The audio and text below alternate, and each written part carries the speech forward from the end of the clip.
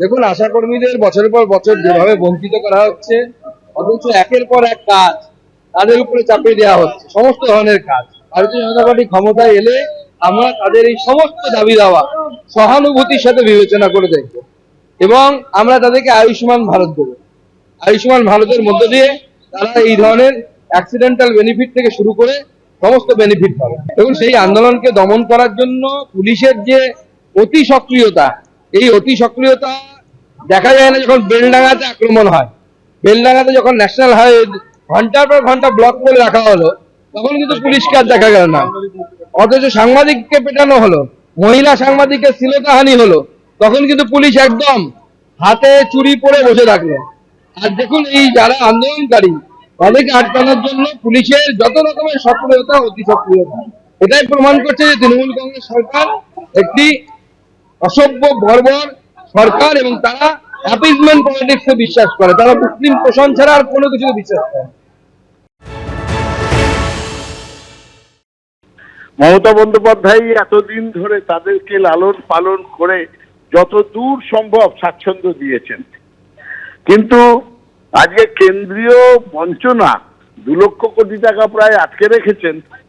সেই জন্যে তাদেরও বুঝতে হবে রাজ্যের সীমিত আর্থিক অবস্থাতে ইচ্ছে থাকলেও সবকিছু সম্ভব হচ্ছে না।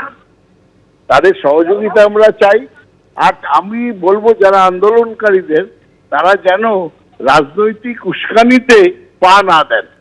আমার সামনে যে দৃশ্য দেখাচ্ছে আমার সহকর্মী সন্দীপ পাল, দেখতে পাচ্ছ এই যে ব্যারিকেড, লোহার ব্যারিকেড করা, তার অপর প্রান্তে যে আশাকর্মীরা যারা স্বাস্থ্য ভবন অভিযানের জন্য এসেছিলেন তারা এসছে, জমায়েত হয়েছে।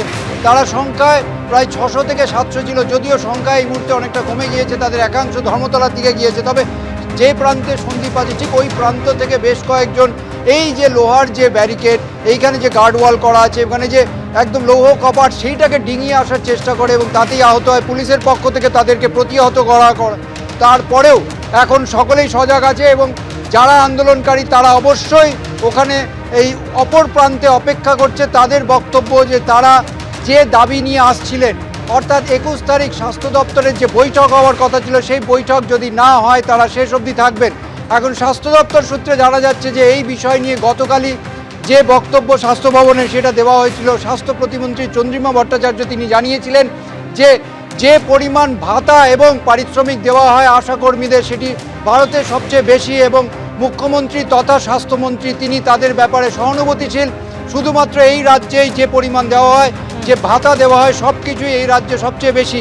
একেবারে আশাকর্মীদের একাধিক দাবি এবং তারা কিন্তু তাদের অবস্থানে অনড়। অন্যদিকে আরো একবার আপনাদের সামনে ধর্মতলার ছবি তুলে ধরবো। আমাদের প্রতিনিধি অনির্বাণ বিশ্বাস সরাসরি আমাদের সঙ্গে রয়েছেন। অনির্বাণ, পুলিশের তরফে এটাই বলা হচ্ছে বারবার করে যে তাদের এই যে মিছিল আজকে, এটা কিন্তু আগে থেকে এই কর্মসূচি ছিল না, হঠাৎ করেই তারা এই মিছিল করে প্রতিবাদ জানানোর সিদ্ধান্ত নেয়।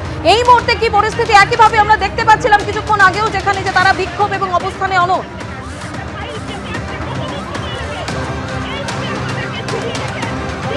তারা কিন্তু বিক্ষোভে এবং অবস্থানে অনড়। তাদের পরিষ্কার বক্তব্য যে তাদের দাবি দেওয়া সরকারের তরফে যদি মানা না হয় তাহলে কিন্তু রাতভর তারা এখানে বিক্ষোভ কর্মসূচি চালিয়ে যাবে।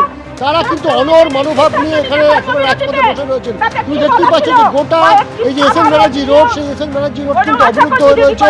যেদিকে তাকাচ্ছে সেদিকেই ক্যামেরা লেন্স যাচ্ছে, সেদিকে দেখা যাচ্ছে যে প্রচুর পরিমাণে আশা দিদিরা তারা কিন্তু রাস্তায় বসে রয়েছেন।